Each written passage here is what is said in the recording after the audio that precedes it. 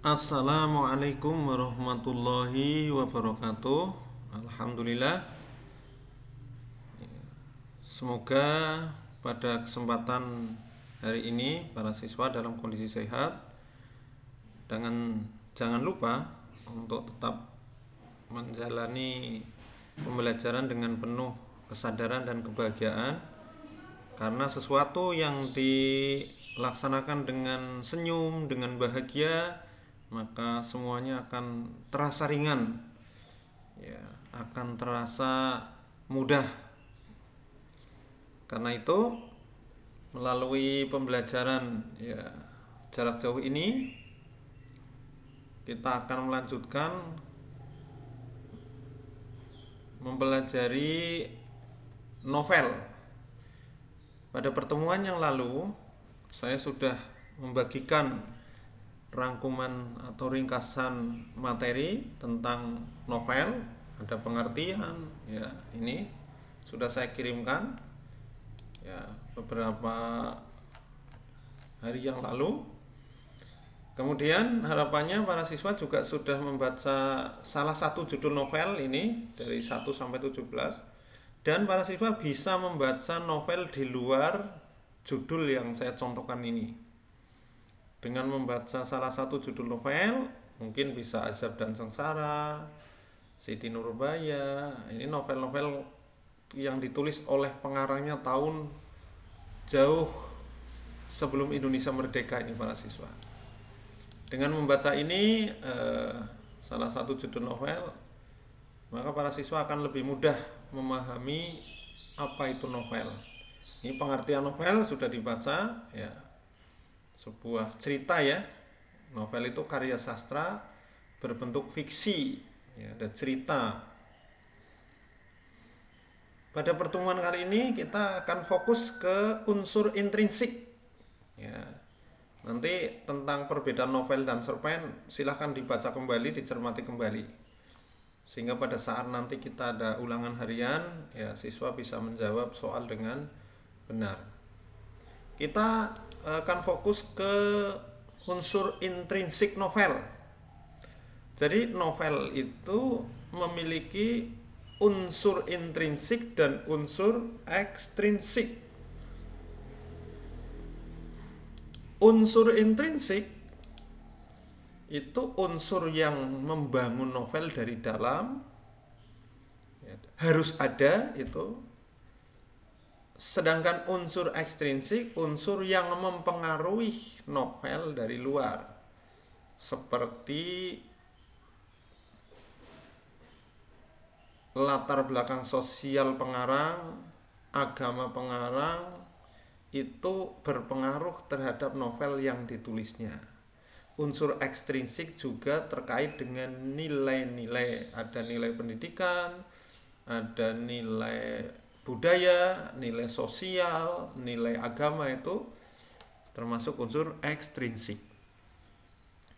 Kita lihat sekarang ada unsur intrinsik novel. Kita akan fokus ke unsur intrinsik novel, ya.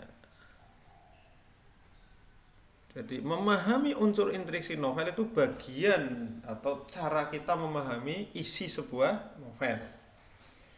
Unsur intrinsik novel adalah unsur yang membangun sebuah novel dari dalam. Ini sebagaimana tadi saya sampaikan.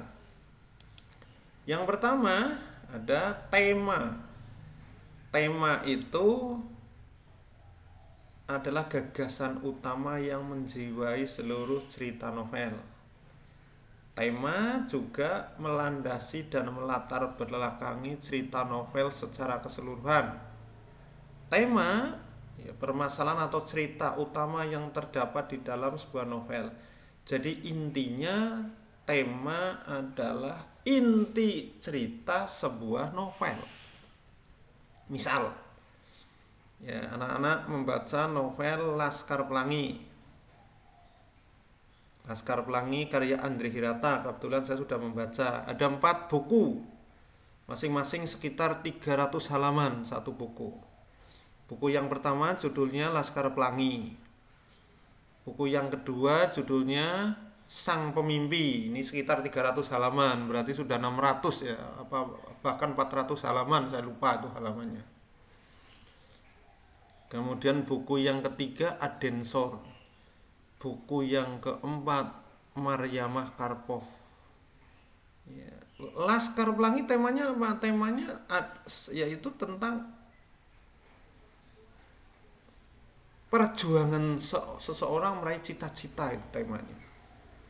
Ya, seorang anak dari keluarga tidak mampu, ya sekolah, tidak ada biaya, sekolahnya itu di pedalaman, ya banyak rintangan, banyak halangan, ya sampai-sampai mau sekolah saja sering dihadang buaya ini.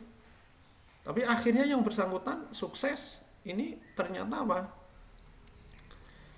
Ternyata jalan cerita dalam novel Laskar Pelangi itu menggambarkan perjuangan pengarangnya sampai akhirnya bisa sekolah di luar negeri dan seterusnya. Ini tema, atau tema bisa ya anak-anak lihat pada novel-novel yang lain seperti novel Siti Nurbaya yang ditulis oleh pengarangnya pada tahun 20-an. Ada orang mengatakan Siti Nurbaya itu temanya kawin paksa, tapi sebenarnya bukan. Ya, yaitu tentang apa? Ya, bercerita tentang seorang anak yang akhirnya menikah dengan orang yang tidak dicintai karena orang tuanya terlilit hutang. Ya, terlilit hutang, dan kalau ia tidak menikah dengan Datuk Maringgi, Siti Nurbaya tidak menikah dengan Datuk Maringgi, maka orang tuanya akan masuk penjara. Ini menceritakan pemerintahan pada masa Belanda. Orang tuanya tidak pernah memaksa Siti Nurbaya untuk menikah dengan Datuk Maringgi. Maka sebagian pakar mengatakan bahwa Siti Nurbaya bukan, atau temanya bukan kawin paksa. Nah, ini menyangkut tema. Jadi tema adalah inti cerita. Tema hanya bisa dipahami secara utuh jika anak-anak membaca novel dari awal sampai akhir.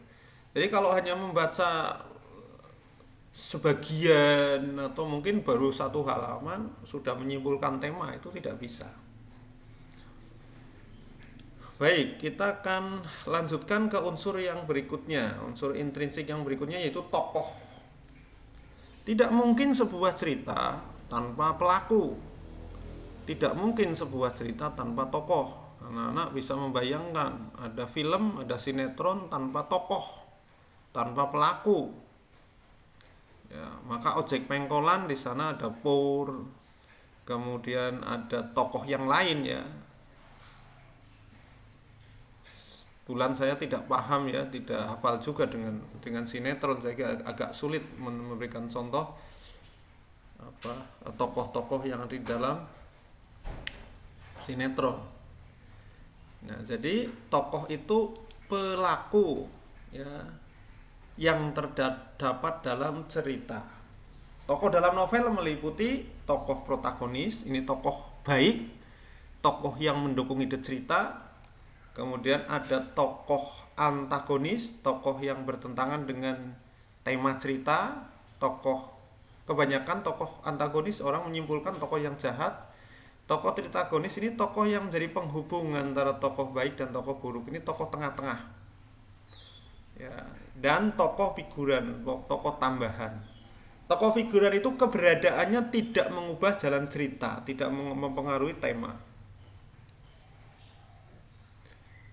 Nah, karena tokoh di dalam sebuah novel itu sebagaimana kehidupan dalam dunia nyata, jadi seseorang sebagaimana anak-anak semua juga memiliki kepribadian, memiliki karakter perhatian kepada orang lain. Ya, intinya karakter baik, karakter buruk. Walaupun seseorang itu hampir tidak mungkin hanya memiliki satu karakter. Ya, misalnya satu orang karakternya buruk terus, itu enggak. Kita sebut contoh lah. Ya. Misalnya dari siswa kelas 12 IPA 1 misalnya. Ya, Mas Fandi misalnya. Mas Fandi itu tokoh baik, selamanya baik terus. Jadi suatu ketika Fandi juga memiliki kekurangan, kekeliruan gitu. Dan demikian juga dengan karakter tokoh yang lain termasuk ya Bapak Ibu guru. Jadi seseorang itu tidak hanya memiliki satu karakter, tapi memungkinkan memiliki banyak karakter. Demikian di dalam novel juga begitu. Karena itu pengarang untuk menggambarkan karakter tokoh di dalam sebuah novel itu ada beberapa cara. Ya, misalnya karakter tokoh Ikal pada novel Laskar Pelangi itu karakternya gigih, karakternya tidak mudah berputus asa. Itu. Ya. Atau anak-anak bisa membaca novel karya Ahmad Tohari, ya. Ronggeng Dukuh Paruk, karakter tokoh Serintil. Maaf ya, kalau anak-anak sudah membaca novel ini ya tidak akan tertawa ketika disebutkan tokoh Serintil karena memang namanya Serintil. Karakter tokoh Serintil itu lincah. Ya, meski masih kecil dia sudah lincah, bahkan kemudian dia dinobatkan sebagai ronggeng. Nah, pengarang bisa menceritakan keadaan tokoh ini dengan berbagai macam teknik atau cara penggambaran atau pelukisan karakter tokoh. Yang pertama, teknik penokohan analitik atau penggambaran secara langsung. Novel-novel pada tahun 20-an ini kebanyakan menggunakan teknik penokohan analitik. Ya, misalnya disebutkan Siti Nurbaya adalah seorang anak yang baik. Dia tidak ingin ayahnya masuk penjara. Dia lebih memilih ya dirinya terlibat dalam cinta yang ia tidak sukai, yaitu menikah dengan Datuk Maringgi. Meskipun benar dia tidak mencintainya, tapi dia mau menikah dengan Datuk Maringgi agar bapaknya tidak masuk penjara. Jadi ditegaskan oleh pengarang bahwa Siti Nurbaya anak yang baik. Tertulis di dalam novel tersebut Siti Nurbaya anak yang baik. Ini namanya teknik penokohan analitik. Ya. Yang kedua, teknik penokohan dramatik, tidak secara langsung. Ya, jadi kalau digambarkan begini dalam kehidupan sehari-hari. Ya, misalnya ada tokoh Fandi dan tokoh Leprian. Nah, ini misalnya. Kalau penggambaran secara analitik, secara langsung, Fandi menghendaki Leprian main ke rumahnya. Leprian, ayo main ke rumahku gitu. Itu namanya penggambaran secara analitik. Tetapi jika digambarkan secara dramatik, maka tidak secara langsung. Ya. Fandi akan mengatakan, aku senang kalau ada teman-temanku mau bermain ke rumahku. Itu sebenarnya ajakan Fandi kepada Leprian agar Leprian datang ke rumahnya, tetapi tidak secara langsung. Kurang lebih begitu penggambaran watak tokoh ya secara dramatik. Di situ ada 4, yaitu lingkungan tokoh. Lingkungan tokoh menggambarkan seorang tokoh yang baik. Pengarang bisa macam-macam ya, mungkin menampilkan cerita tentang masjid itu, menampilkan kata masjid, menampilkan sajadah, ya peci, baju koko. Ya, simbol-simbol yang orang secara umum menyimpulkan bahwa tokoh yang diceritakan itu tokoh yang baik. Ya, ini berpikir umum, walaupun ada orang yang melakukan tindak kriminal juga mengenakan peci, tapi berpikir umum ya peci, baju koko, musola, sajadah. Ya, itu adalah simbol-simbol kebaikan. Pun demikian menceritakan tokoh, misalnya di dalam film-film India itu bisa dilihat menggambarkan mafia ya yang terlibat jual beli narkoba, maka digambarkan ada botol minuman keras, ada pistol di mejanya, ada senjata apa ya tergeletak ya. Itu adalah simbol-simbol yang tidak baik ya. Jadi menggambarkan tokoh baik atau tokoh tidak baik ya, pembaca akan menyimpulkan ini tokoh baik berdasarkan lingkungan yang diceritakan oleh pengarang. Oh, ini tokoh buruk juga berdasarkan lingkungan yang diceritakan oleh pengarang. Kita lanjutkan ke yang B, para siswa yang berbahagia. Ada percakapan tokoh lain. Percakapan tokoh lain. Ya, percakapan tokoh lain. Orang bisa menyimpulkan ya bahwa A berwatak baik itu berdasarkan percakapan tokoh B dan C. Ya, mohon maaf saya tampilkan contoh mengilustrasikan agar para siswa mudah memahami. Ya, misalnya ada tokoh, ya kita sekali lagi ya saya hanya hafal dari kelas 10 12 IPA 2 ya. Ada tokoh Fandi, tokoh Leprian, tokoh Transiska misalnya. Lah, Leprian dengan Fandi membicarakan tokoh Transiska. Oh, Transiska anaknya rajin, Transiska begini, Transiska begitu. Oh ya. Akhirnya percakapan antara Fandi dan Leprian itu didengar oleh orang lain dan orang lain itu bisa menyimpulkan, oh ternyata Transiska wataknya begini ya. Wataknya rajin, wataknya demikian gitu. Cukup paham para siswa ya. Jadi percakapan tokoh lain itu karakter tokoh A diketahui oleh pembaca novel ya, berdasarkan percakapan tokoh B dan tokoh C begitu. Baik, kita lanjutkan ke pikiran tokoh. Ini agak sulit dijelaskan, ini yang pikiran tokoh. Ya. Pikiran tokoh itu seseorang yang sedang berpikir di dalam hatinya ya. Kemudian apa yang dipikirkan oleh seorang tokoh dalam hati itu ditulis oleh pengarangnya. Nah, misalnya tokoh Fandi sedang berpikir atau merenung dalam hati. Jadi dia berbicara dalam hatinya sendiri. Ya. Seandainya kelak saya lulus SMA. Ini pikiran Fandi sedang ngomong sendiri di dalam hati, sedang bicara sendiri dalam hati. Seandainya saya besok lulus SMA, saya bisa diterima di perguruan tinggi negeri. Mungkin UNY, mungkin UNES, mungkin UNS, betapa senangnya saya. Saya berusaha akan belajar secara sungguh-sungguh agar kuliah saya bisa lulus sesuai dengan waktu yang ya singkat.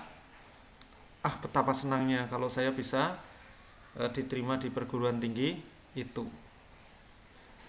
Ya. Tiba-tiba Fandi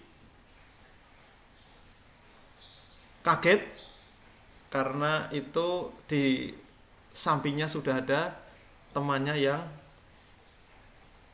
lain. Ya. Jadi lamunan Fandi ya terhenti karena di sebelahnya sudah ada orang lain. Nah, ini namanya pikiran tokoh. Apa yang dipercakapkan oleh seorang tokoh di dalam hati oleh pengarangnya ditulis. Orang akan bisa menyimpulkan ya, oh tokoh Fandi itu memiliki cita-cita demikian. Kemudian yang berikutnya para siswa yaitu perbuatan atau tingkah laku tokoh. orang akan menyimpulkan tokoh tertentu ya, itu berwatak baik berdasarkan tingkah laku tokoh. Ya. Misalnya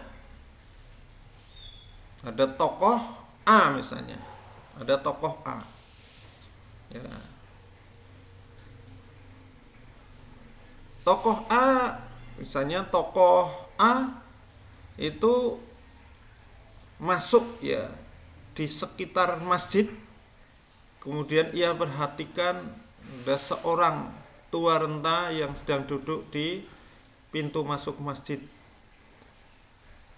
Secara refleks tangannya menyusuri kantong sakunya, kemudian beberapa lembar uang kertas diambilnya dan diberikannya kepada orang tersebut. Sudah, cerita di dalam novel hanya begitu. Tapi orang akan menyimpulkan bahwa tokoh A tadi itu tokoh yang wataknya penuh perhatian, sehingga ia mau mengambil sebagian miliknya, sebagian uangnya untuk orang yang butuh bantuan. Jadi kurang lebih begitu para siswa tentang unsur intrinsik tokoh. Ya, kita lanjutkan ya, ke unsur intrinsik yang berikutnya, yaitu alur atau plot. Alur atau plot suatu rangkaian peristiwa atau kejadian yang membentuk jalan cerita dalam karya sastra. Intinya para siswa, sebuah novel itu terdapat begitu banyak peristiwa. Peristiwa A, peristiwa B, peristiwa C, peristiwa D, dan seterusnya. Peristiwa yang satu dengan peristiwa yang lain digabung menjadi cerita. Ya, sebagaimana kegiatan para siswa di rumah, ya, bangun pagi, sholat subuh, bersih-bersih kamar, bersih-bersih rumah, kemudian mandi, mempersiapkan diri untuk mengikuti pembelajaran jarak jauh. Nah, ini kalau dibuat menjadi cerita namanya alur cerita. Ya, saya berikan contoh. Ya, meski masih dingin karena cuaca hujan, namun terdengar suara mendayu yaitu adzan subuh. Sekalipun berat, panggilan itu harus aku penuhi, dan aku pun bangun pagi. Setelah mempersiapkan semuanya, aku melewati lorong-lorong kecil di sekitar rumahku menuju ke musolah yang tidak begitu jauh dari rumahku. Hanya ada beberapa orang yang usianya rata-rata sudah lebih dari 60 tahun. Aku gelar sajadah, aku bentangkan, kemudian menanti imam, aku sholat sunnah 2 rakaat. Ya. Dan seterusnya, itu dibuat cerita, kemudian dilanjutkan dengan cerita berikutnya, itu namanya alur cerita. Karena itu para siswa, alur cerita juga ada tahapannya. Ya, ada tahapannya. Sehingga sebuah cerita menjadi menarik karena cerita itu ada pengenalan, ada pertentangan, ada penanjakan, ada klimaks, anti klimaks, dan ada penyelesaian atau akhir atau ending. Ya, pengenalan, ya tidak tiba-tiba kok novel kok langsung ya tokoh yang satu dengan tokoh yang lain saling konflik, ya enggak. Maka dimunculkanlah bagaimana kehidupan Siti Nurbaya. Siti Nurbaya tinggal di sebuah desa ya di Sumatera Barat, ya digambarkan tentang kondisi rumahnya, begitu orang tuanya, ya kemudian setelah itu pindah menceritakan tentang kehidupan Datuk Maringgi, menceritakan tentang kehidupan Samsul Bahri, seorang laki-laki yang dicintai oleh Siti Nurbaya tapi akhirnya tidak kesampaian. Nah, maka kemudian muncul tahapan yang berikutnya, yaitu pertentangan. Samsul Bahri menyatakan cinta kepada Siti Nurbaya, Siti Nurbaya pun sama, ya. Tapi mulai ada pertentangan, apa? Pertentangan, ya. Ternyata ya Datuk Maringgi itu intervensi. Datuk Maringgi juga ingin menguasai Siti Nurbaya. Sadar bahwa dirinya sudah tua, tidak mungkin lagi bersanding dengan Siti Nurbaya dengan cara yang wajar, maka dibuatlah usaha dari ayah Siti Nurbaya itu bangkrut. Dengan begitu, maka Datuk Maringgi bisa memberikan pinjaman uang kepada ayah Siti Nurbaya. Setelah terlilit hutang, usaha ayah Siti Nurbaya bangkrut, barulah ya dengan cara begitulah Datuk Maringgi memaksa. Nah, terus gitu sampai akhirnya ada ending cerita. Jadi kurang lebih begitu, tanpa ada konflik, tanpa ada klimaks. Jadi ini tahapan alur, kadang ada yang menulis 6, kadang ada yang menulis 5. Jadi ada yang pengenalan, pertentangan, langsung klimaks. Jadi kadang-kadang penanjakan ini tidak ada. Jadi ini ada perbedaan, tidak ada masalah. Ya. Begitu kita lanjutkan masih ini gambarannya ada pengenalan, penanjakan menuju konflik. Ini konflik kalau di tempat lain ini ditulisnya klimaks ini para siswa. Jadi ini klimaks. Ya, konfliknya bisa di sini ya di penanjakan menuju konflik ini. Jadi kadang-kadang di sini ada pengenalan, konflik, klimaks, penurunan dan penyelesaian. Ini versinya bisa macam-macam. Tidak ada masalah. Ya.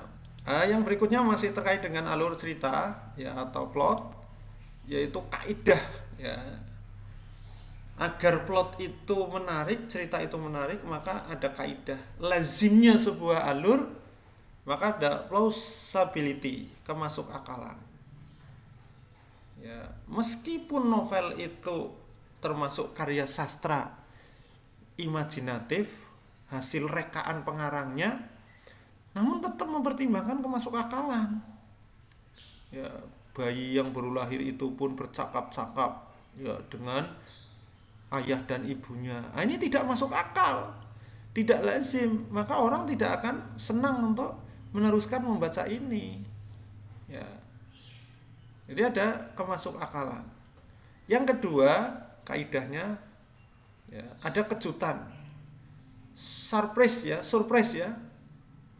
Kejutan. Kejutan dalam alur yaitu peristiwa yang dialami tokoh penuh dengan ya, kejutan itu tidak diduga oleh pembacanya. Ya, kok begini itu kan? Kok begini? Tokoh utamanya kok malah begini itu kan? Pembaca itu sulit menebak itu. Ya, kalau jalan cerita kok mudah ditebak, maka pembaca nggak akan menikmati ya, karena untuk apa dinikmati wong jalan ceritanya sudah diketahui. Maka kejutan ya sesuatu yang jalan cerita yang tidak mudah untuk ditebak gitu. Suspense di sini ada misteri, pembaca sulit menduga jalan cerita. Karena itu pembaca dibuat penasaran. Kalau pembaca novel itu sudah membaca 20 halaman, ya dia ingin berusaha untuk meneruskan membaca halaman berikutnya. Ya, seperti apa sih seperti apa yang dilakukan oleh tokoh utama? Jangan-jangan tokoh utama demikian, jangan-jangan demikian. Jadi suspense itu membuat orang penasaran ya. Ceritanya penuh dengan misteri. Unity ya, itu keutuhan. Ya. Alurnya itu utuh. Ada kaitan, ada fungsional, kaitan dan acuan ya. Demikian untuk unsur intrinsik alur. Kita bergeser ke unsur yang berikutnya yaitu gaya bahasa. Ini enggak begitu panjang. Jadi intinya gaya bahasa antara pengarang yang satu dengan pengarang yang lain itu berbeda gaya penceritaannya. Gaya bahasa dalam novel adalah ciri khas pemilihan kata dan bahasa yang digunakan oleh penulis. Kalau anak-anak membaca novel karya Ahmad Tohari, maka banyak gaya ceritanya itu banyak menggunakan kata-kata yang berasal dari Banyumas. Nama-nama tokohnya juga orang-orang Banyumas. Ya, misalnya ada Srintil, kemudian ada Rasus, ada Kisca Manggala, itu adalah nama-nama Banyumas. Ya, artinya tiap penulis novel tertentu memiliki gaya bahasa yang berbeda-beda. Gaya bahasa bisa berupa pemilihan kata, penggunaan kalimat, penghematan kata, pemakaian majas dan sebagainya. Ini nggak ada masalah. Nanti para siswa bisa melihat di modul atau ringkasan materi yang telah saya berikan pada pertemuan sebelumnya. Nah, kita akan melanjutkan ke unsur yang berikutnya yang juga mudah untuk kita pahami. Latar atau setting adalah hal-hal yang berkaitan dengan tempat, waktu, dan suasana saat berlangsungnya cerita. Misalnya novel Ronggeng Dukuh Paruk, latar waktunya itu pada tahun 1965. Mengapa demikian? Karena bercerita tentang keterlibatan Srintil dimanfaatkan oleh sebuah partai yang terlarang di Indonesia, yaitu komunis. Kita tahu bahwa PKI meledak pada tahun 1965. Jadi Srintil tokoh baik tapi dimanfaatkan ketenarannya oleh komunis. Ya. Latar tempatnya di mana? Di Banyumas. Mengapa? Karena di sana disebutkan ada kata Banyumas, kemudian disebutkan juga ada peristiwa keracunan massal, ya, tempe bongkrek, ya, di wilayah Banyumas ini. Kemudian suasananya, ya, suasana tahun 65 itu seperti apa digambarkan di sana. Nah, kita geser ke sudut pandang para siswa. Ini unsur intrinsik yang berikutnya, sudut pandang. Sudut pandang, ya, atau point of view ialah penempatan diri pengarang atau penulis dalam menyampaikan cerita. Sudut pandang merupakan cara pandang pengarang dalam menceritakan kisahnya dalam novel. Sudut pandang bisa sudut pandang orang pertama. Orang pertama, pelaku utama, orang pertama sebagai pengamat. Kalau pengarang menggunakan kata aku atau saya, ya, aku menyusuri jalan setapak, kulihat di kanan kiriku tidak ada seorang pun, sesekali aku merenung. Nah, ini namanya sudut pandang orang pertama. Jika akunya mengacu ke pelaku utama, namanya orang pertama pelaku utama. Jika akunya ternyata mengacu bukan pada pelaku utama, ini namanya sudut pandang orang pertama sebagai pengamat, ya. Jadi cirinya nanti kalau di dalam soal muncul, ya, sudut pandang orang pertama, pengarang menggunakan kata aku, ya, saya, atau nama orang, ya, nama orang tapi posisinya sebagai orang pertama. Jika akunya mengacu ke pelaku utama, itu berarti orang pertama pelaku utama. Jika akunya mengacu ke orang bukan ke tokoh utama, berarti orang pertama sebagai pengamat. Yang kedua, sudut pandang orang ketiga. Jadi sudut pandang di dalam novel itu tidak ada sudut pandang orang kedua, itu nggak ada. Sudut pandang orang ketiga. Orang ketiga serba tahu. Pengarang menggunakan kata dia. Misalnya pengarang di dalam Laskar Pelangi, ya, atau pengarang di dalam novel Ayat-Ayat Cinta karya Habibur Rahman, ya, itu menggunakan menyebut Fahri itu dengan dianya dia Fahri. Fahri itu tokoh utama dalam Ayat-Ayat Cinta, ya, sampai pengarang menceritakan tentang pikiran Fahri, perasaan Fahri, ya. Fahri dia sedang gelisah karena memikirkan ini namanya orang ketiga serba tahu.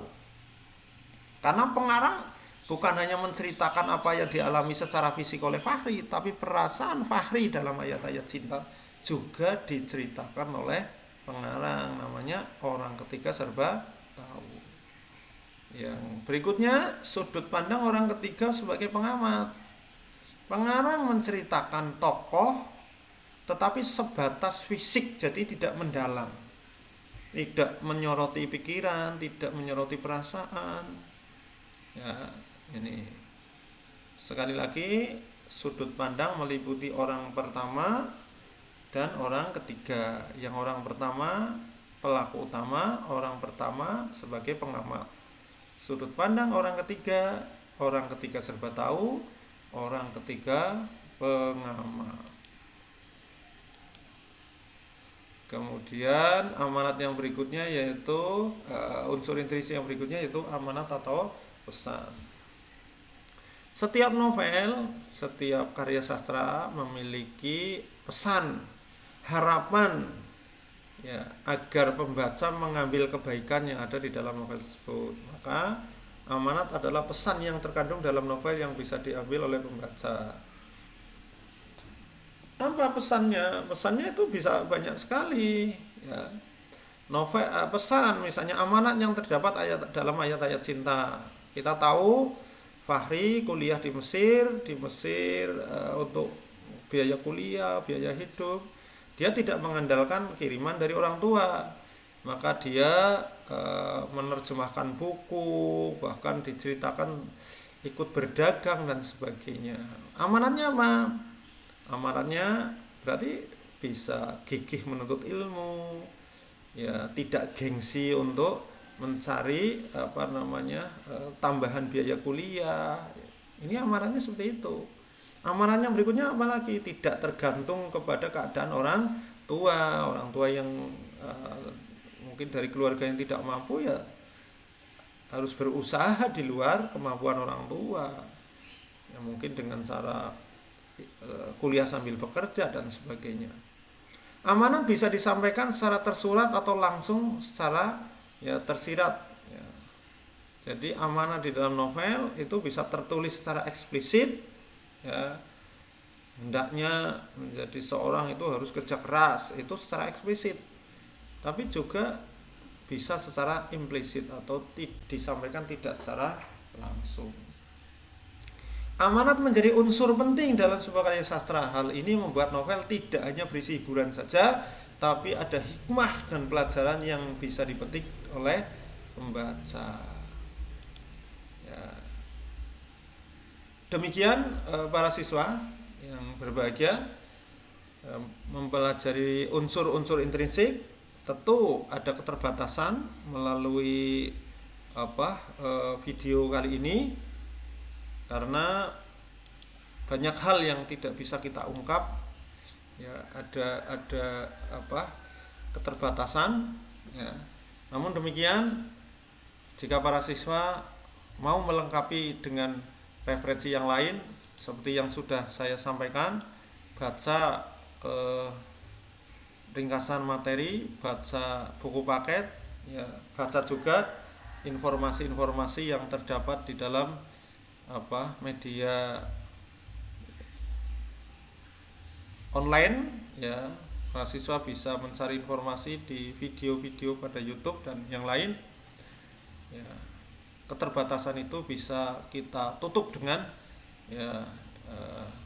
kesungguhan cara kita memahami sebuah materi. Bukan hanya untuk pelajaran bahasa Indonesia, tapi juga untuk pelajaran-pelajaran yang lain. Dan lebih dari itu, mudah-mudahan COVID-19 di negeri ini dan ya di tempat-tempat lain secara umum, ya, semoga cepat berlalu dan pada akhirnya kita bisa akan menjalani kehidupan secara normal. Mudah-mudahan bermanfaat. Ya, mohon maaf sekiranya penayangan video ini banyak kekurangan. Demikian, assalamualaikum warahmatullahi wabarakatuh.